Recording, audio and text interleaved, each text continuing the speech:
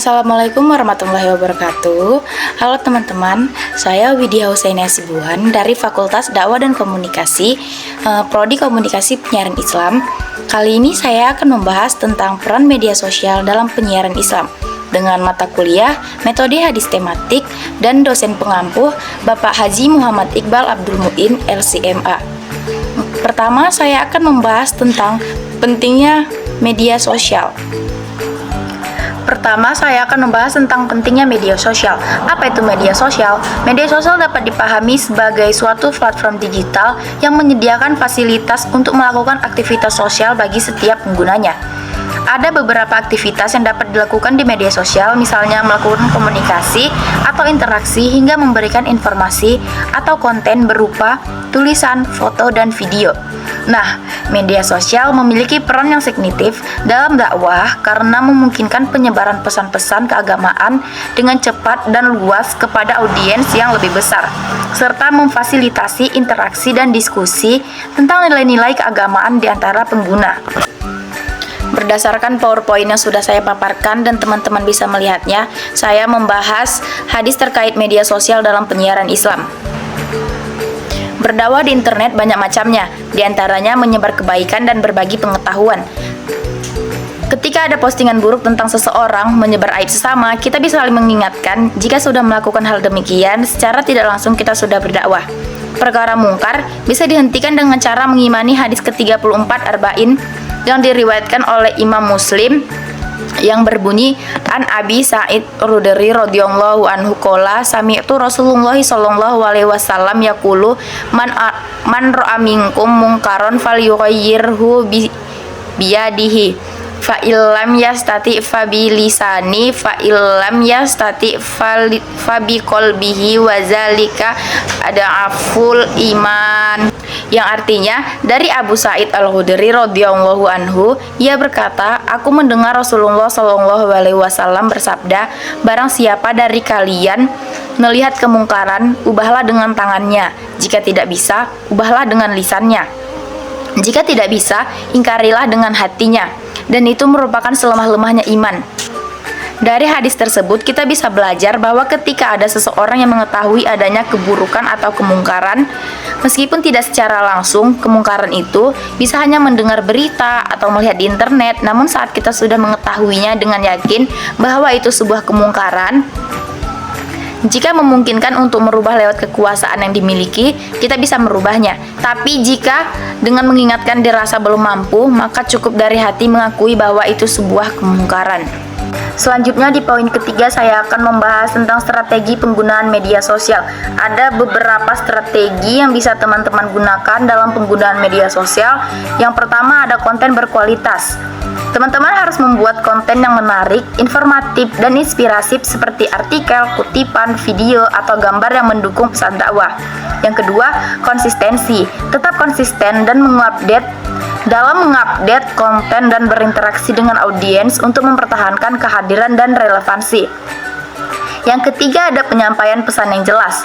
Pastikan pesan yang disampaikan mudah dimengerti dan relevan dengan nilai-nilai keagamaan yang ingin disebarkan.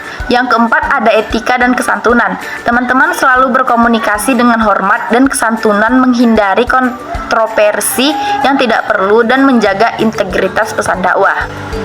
Selanjutnya saya akan memberikan contoh kampanye dakwah. Berikut beberapa contoh kampanye dakwah di media sosial. Yang pertama, kampanye edukasi agama. Membuat serangkaian postingan atau video pendek yang menjelaskan konsep-konsep agama secara jelas dan mudah dimengerti. Misalnya tentang pentingnya ibadah, akhlak mulia, atau pentingnya memahami Al-Quran. 2. Kutipan motivasi agama. Membagikan kutipan-kutipan inspiratif dari Al-Quran atau ulama yang terkenal yang dapat memberikan motivasi dan introspeksi bagi pengikut. Yang ketiga ada podcast atau webinar agama. Mengadakan sesi podcast atau webinar reguler yang mengundang ahli agama atau tokoh masyarakat untuk membahas topik-topik agama dan yang relevan dan penting bagi audiens.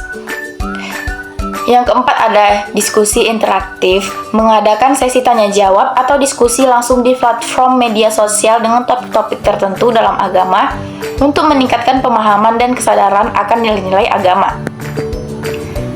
Kampanye dakwah di media sosial memainkan peran penting dalam memperluas jangkauan pesan-pesan keagamaan kepada audiens yang lebih luas. Melalui platform ini, kita dapat mengedukasi dan menginspirasi orang-orang tentang nilai-nilai agama seperti kebaikan, keadilan, dan kasih sayang. Misalnya dengan membagikan kutipan-kutipan Al-Quran yang memberikan hikmah dan motivasi, atau dengan menyelenggarakan webinar untuk mendalami pemahaman agama yang lebih dalam. Kampanye-kampanye semacam ini tidak hanya membantu membangun komunitas online yang kita buat berdasarkan nilai-nilai bersama, tetapi juga memperkuat ikatan spiritual dalam kehidupan sehari-hari. Dengan konsisten dalam penggunaan platform dan konten yang relevan, media sosial menjadi alat yang kuat untuk dakwah yang berdampak positif akan masyarakat. Sekian penjelasan dari saya, terima kasih. Baiklah, saya telah membuat 5 pertanyaan terkait materi yang telah saya sampaikan di video sebelumnya. Yang dimana pertanyaan pertama itu adalah, berdasarkan penjelasan di atas, manakah yang tidak termasuk ke dalam beberapa contoh strategi pengguna media sosial? A. Konten berkualitas. B. Konsistensi. C. Penyampaian pesan yang jelas. D. Jarang bikin konten. Menurut teman-teman, jawaban mana ya yang benar?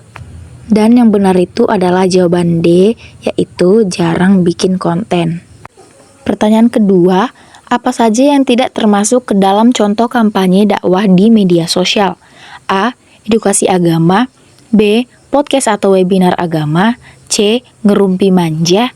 Atau D. Motivasi agama. Dan yang benar itu adalah C ya teman-teman, ngerumpi manja.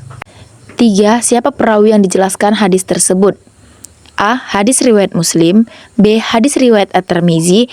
C. Hadis riwayat Al-Bukhari. Dan D. Hadis riwayat Abu Daud. Mana ya teman-teman yang benar?